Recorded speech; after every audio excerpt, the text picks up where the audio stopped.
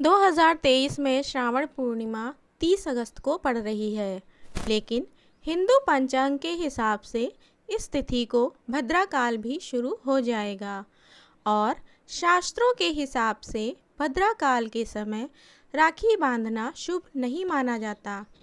वैसे तो राखी बांधने के लिए श्रावण पूर्णिमा के दिन दोपहर का समय सबसे शुभ माना गया है, तो राखी कब बांधें? 30 या 31 अगस्त को। राखी बांधने का सर्वोत्तम मुहूर्त 30 अगस्त को रात 9:03 से प्रारंभ होकर 31 अगस्त को प्रातःकाल 7:05 तक राखी बांधने का सर्वोत्तम समय है। भद्रा कौन है? जिसके साए में बहनें भाई की कलाई में राखी बांधने से भी डरती हैं।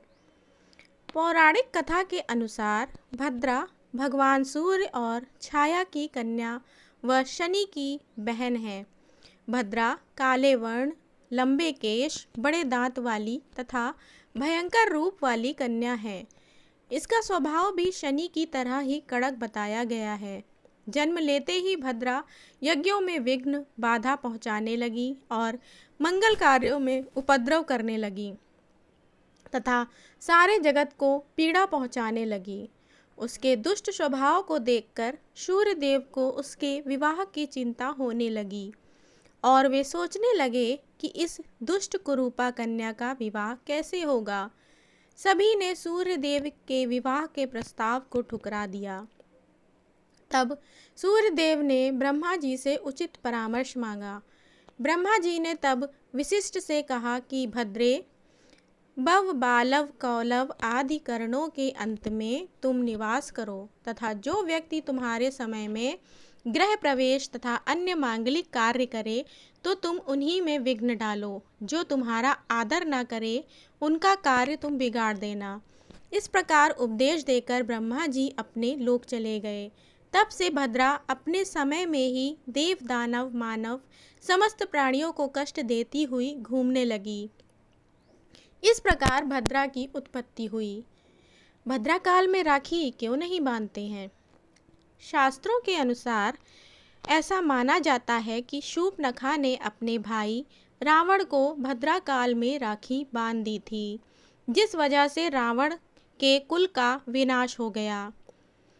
इसीलिए ऐसा माना जाता है कि भद्राकाल में राखी नहीं बांधनी चाहिए, ना ही कोई शुभ कार्य करना चाहिए।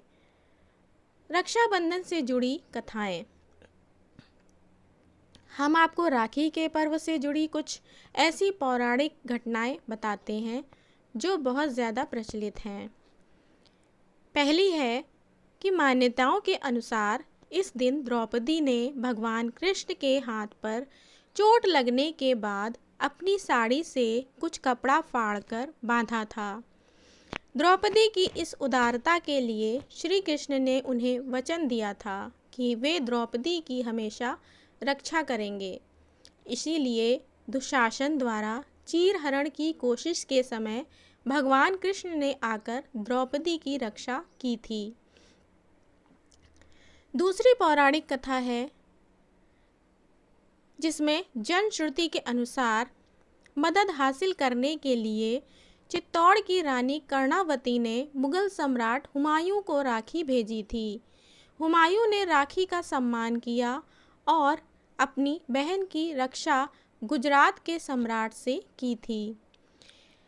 इन्हीं कथाओं में से एक तीसरी कथा भी है जिसमें ऐसा भी कहा जाता है कि इस दिन देवी लक्ष्मी ने सम्राट बाली की कलाई पर राखी बांधी थी।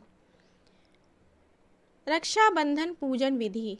रक्षाबंधन के दिन किस तरह से भाई को राखी बांधें? राखी बांधने से पहले स्नान करके साफ कपड़े धारण कर लें।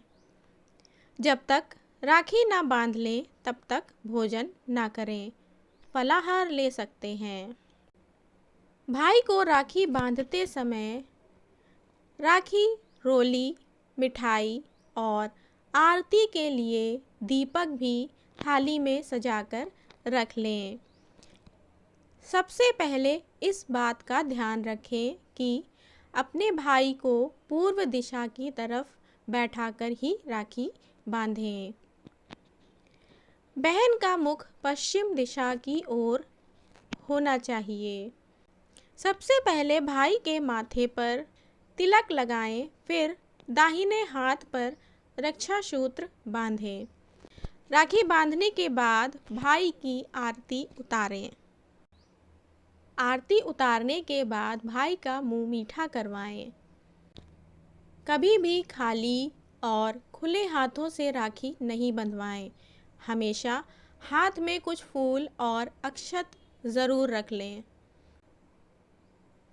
तो दोस्तों, इस तरह से आप रक्षाबंधन का त्यौहार शुभ समय पे ही मनाएं। भद्राकाल में किसी भी भाई को राखी कोई भी बहन ना बांधे, शुभ समय में ही राखी बांधें। और अगर अभी तक आपने चैनल को सब्सक्राइब नहीं किया है तो चैनल को सब्सक्राइब ज़रूर कर लें।